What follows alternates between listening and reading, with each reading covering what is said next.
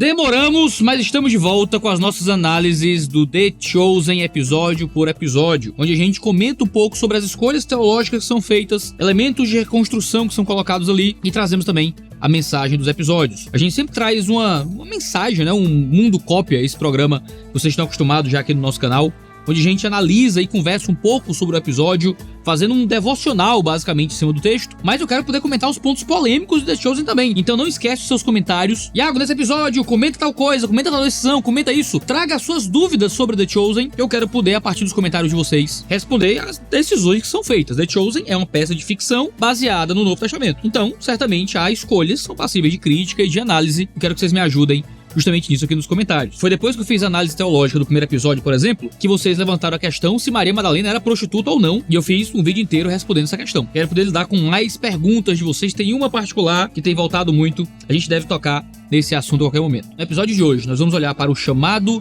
de Simão Pedro, o início da obra de Jesus no coração de Mateus e o encontro de Nicodemos com João Batista. O que une tudo isso? A nossa vontade de seguir as coisas do nosso próprio jeito e um Deus que nos submete a sua soberania e autoridade.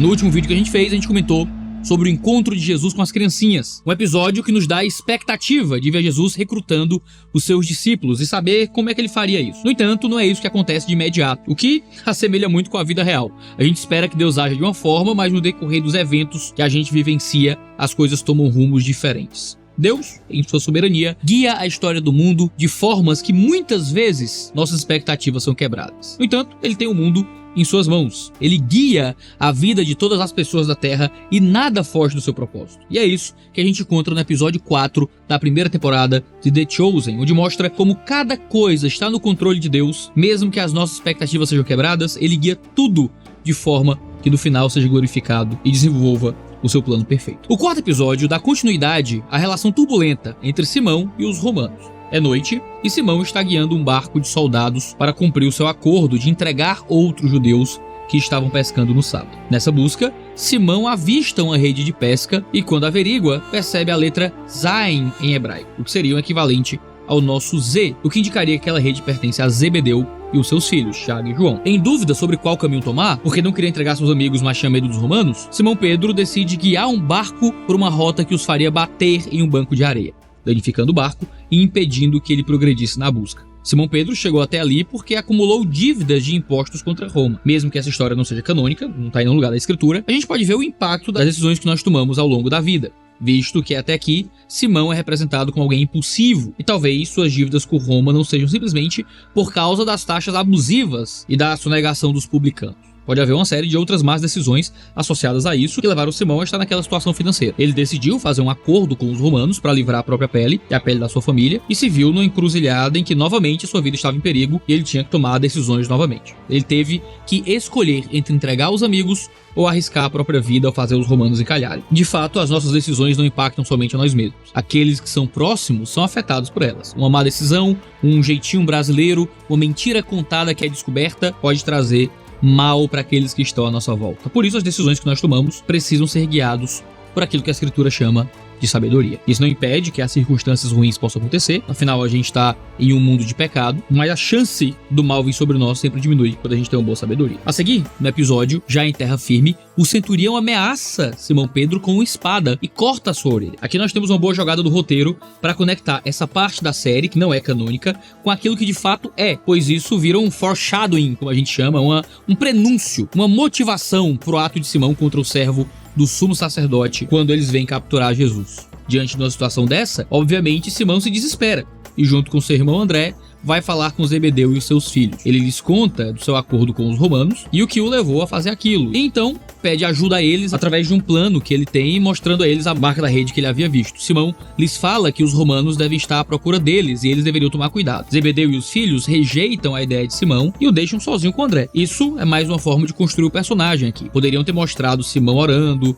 e clamando a Deus por ajuda, mostrando que ele confiava no Senhor. Poderiam ter mostrado Simão caminhando sozinho até sua casa, por ruas escuras, de cabeça baixa, para mostrar que ele se sentia só e talvez arrependido. Podiam mostrá-lo falando com Deus e até perguntando: Senhor, onde estás?", para mostrar uma sensação de abandono. No entanto, os roteiristas decidem mostrá-lo conversando com Zebedeu e os filhos, o que mostra, por um lado, que é uma característica do personagem aqui tentar resolver as coisas sozinhos, tentar encontrar jeitinhos para resolver suas próprias confusões, uma característica que é reforçada quando Eden, a personagem fictícia que representa, que é a esposa de Simão, que de fato existiu, mas nós não sabemos muito sobre ela, fala que ele tenta fazer tudo sozinho, que não mais respeita o Senhor ao pescar no sábado, que não tem mais buscado a Deus e que esse é o motivo dele estar encurralado. Nessa conversa, nós vemos o caráter de gambiarra de Simão. Você conhece, gente, tem caráter de gambiarra. Quando Eden cita que ele desonrava a Deus ao pescar no sábado, e ele cita o famoso Pequash Nefesh, que, segundo ele, permitia que eles quebrassem o mandamento se houvesse uma vida em jogo. O Pequash Nefesh significa salvar ou cuidar de uma vida. É um princípio judaico em que a preservação da vida humana substitui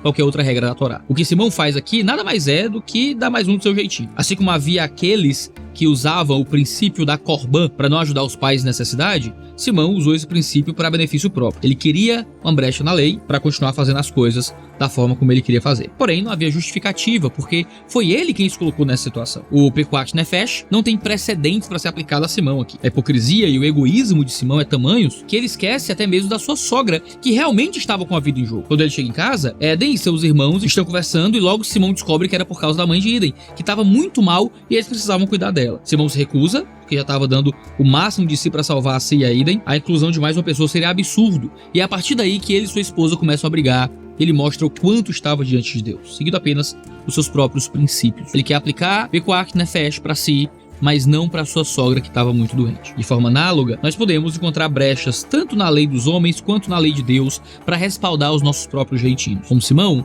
nós nos colocamos em situações complicadas ou mesmo as circunstâncias ao nosso redor ficam difíceis e nós tentamos dar o nosso jeitinho em vez de confiar no Senhor. Também como Simão, nós rejeitamos os conselhos e as exortações daqueles que querem nos tirar de situações ruins. Nós preferimos fazer do nosso modo. E quando não esquecemos de Deus, semelhantemente a João, ou Deus passa a ser somente o subterfúgio, o meio, um gênio da lâmpada para obter o que desejamos. Assim como Simão, podemos responder em voz alta ou apenas para nós mesmos: fé não trará peixe para essa mesa. Ou então ter uma fé ansiosa, uma fé que não espera, uma fé que pede, mas continua confiando na própria força. Depois da discussão com Eden, Simão sai para a área externa da sua casa para preparar as redes para mais uma pesca, quando André surge empolgado e sem ar de tanto correr para falar desse tal de Messias. Mas Simão não dá atenção nenhuma. André insiste dizendo: eu vi o Messias hoje, o homem pelo qual todos nós, inclusive você, temos orado por todas as nossas vidas. Você não se importa? E mesmo assim, Simão não liga. O curioso é que Simão acabou de citar um princípio da lei, mas quando seu irmão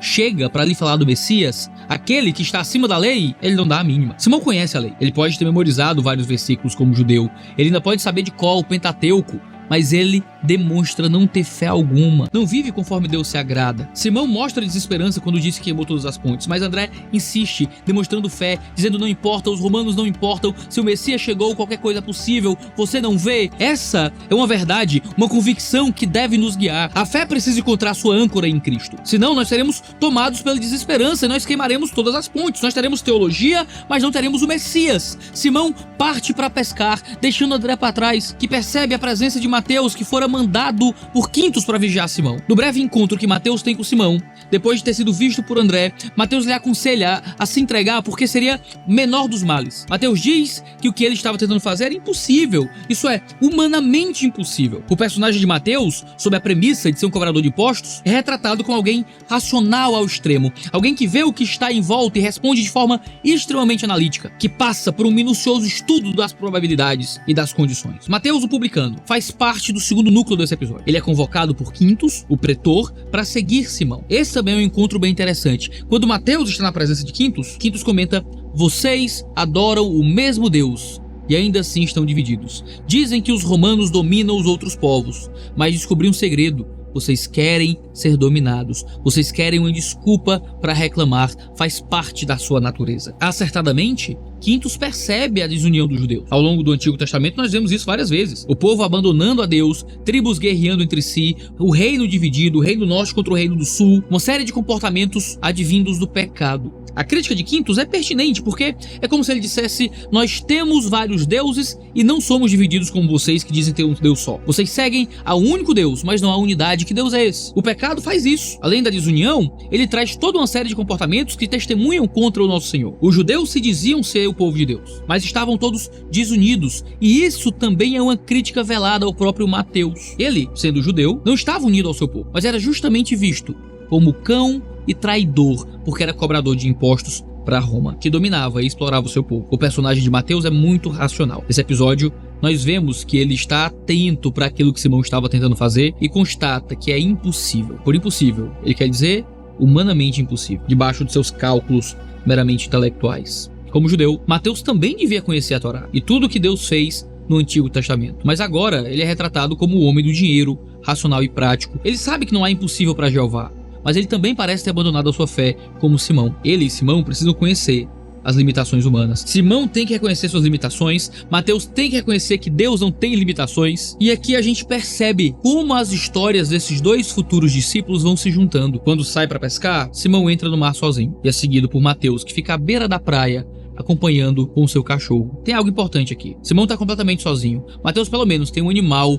de companhia, sendo ele próprio considerado um animal, um cão. Simão passa a noite tentando pescar alguma coisa, mas sem sucesso. Ele chega a desdenhar e se volta contra Deus. Esse é o Deus a quem servi tão fielmente a vida toda? Você é o Deus a quem eu devo agradecer? Se não soubesse direito, eu poderia dizer que você gosta de nos arrastar como cabras e não consegue decidir se somos os escolhidos ou não. Amanhece, e sem sucesso, Simão se prepara para voltar e encarar os romanos. Então, André, Zebedeu e seus filhos chegam para ajudá-lo. Mais uma vez, André insiste em fazer o irmão lembrar do Messias, e ele responde: não precisamos de um cordeiro, precisamos de peixe. Mas como já aprendemos quando éramos crianças na escola dominical, jogaram a rede, mas não pegaram peixe. Depois que todos eles também não conseguem, voltam para a beira da praia e eles avistam um grupo de pessoas que a priori pensam ser os romanos, prontos para levar Simão, mas se tratava de Jesus ensinando aos seus discípulos. Quando se aproximam, André o reconhece e mostra para Simão que esse era o homem, o Messias, o que Simão ignora. Simão continua arrumando as coisas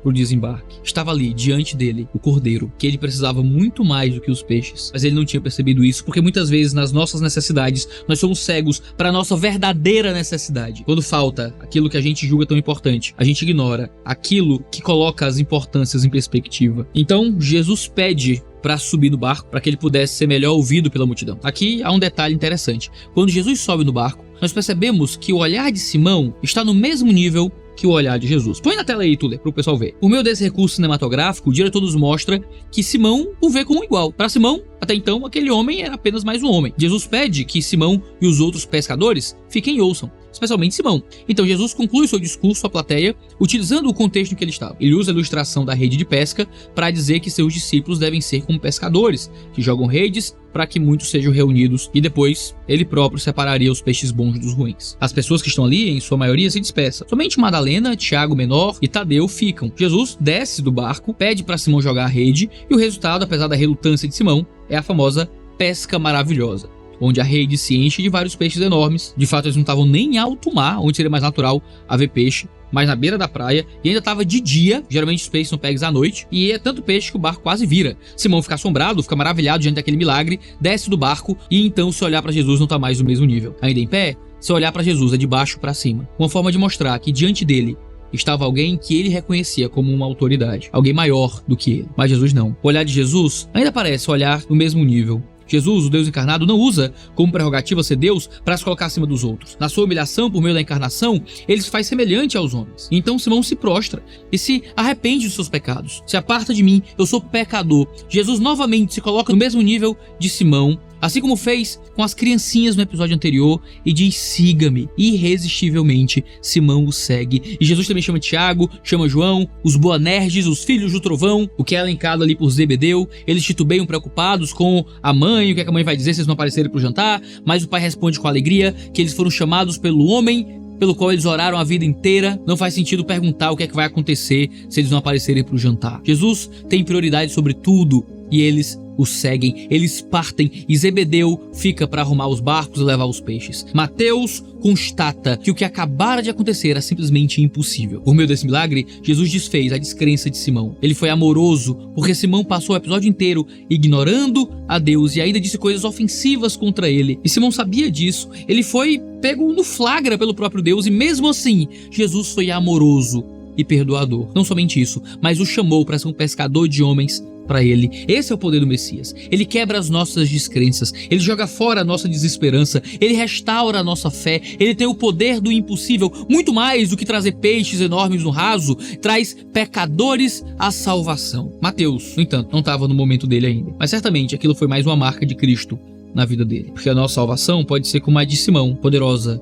intensa, imediata, mas também pode ser como a de Mateus, na qual Deus vai deixando marcas suaves por meio da história. Uma pregação, um louvor ouvido, uma situação inesperada, até que definitivamente ela se revela em poder no meio de sua palavra. Mas ainda temos que falar de outro personagem, Nicodemos, o terceiro núcleo desse episódio. Nicodemos já estava com algumas questões sobre a tradição dos fariseus e ouve falar sobre João Batista por meio de um outro fariseu. Ele toma conhecimento que esse homem estava realizando um batismo para arrependimento e uma longa fila de pessoas ia a seu encontro. O fariseu, revoltado porque João Batista estava chamando as pessoas de cobras, insta Nicodemos para que algo fosse feito. No entanto, Nicodemos, diferente do fariseu, não se deixa ofender por João Batista, porque foi chamado de cobra, o que é que seja. João Batista quer saber mais daquela pregação. A pregação era violenta, era revolucionária. O fariseu relata que João Batista disse que os coletores de impostos e soldados não deveriam coletar mais do que eles eram de direito e disse aos plebeus para compartilharem comidas e roupas. Ou seja, arrependimento e vida de justiça. Nicodemos está convicto de que não precisa conhecer esse homem. E mais à frente no episódio, quando toma conhecimento que João Batista foi preso, ele vai visitá-lo na prisão. Chegando até lá, Nicodemos surge da luz e João Batista está encolhido na escuridão. Ele parece um rato, coitado. Mesmo quando a porta é aberta, a luz não toca João Batista. É como se Nicodemos fosse o portador da luz, da verdade, mas que entra nas trevas para saber o que há ali. A ironia é que João Batista falaria sobre a luz do mundo, o Cordeiro de Deus que tira o pecado de todos. Mas isso é o tema do próximo episódio. Se você quiser assistir mais vídeos sobre The Chosen, não deixe de se inscrever no canal e assinar as notificações para ficar sabendo sempre que houver vídeo novo. Temos vídeos toda segunda, quarta e sexta, sempre às 10 horas da manhã. Um cheiro no seu cangote e até a próxima.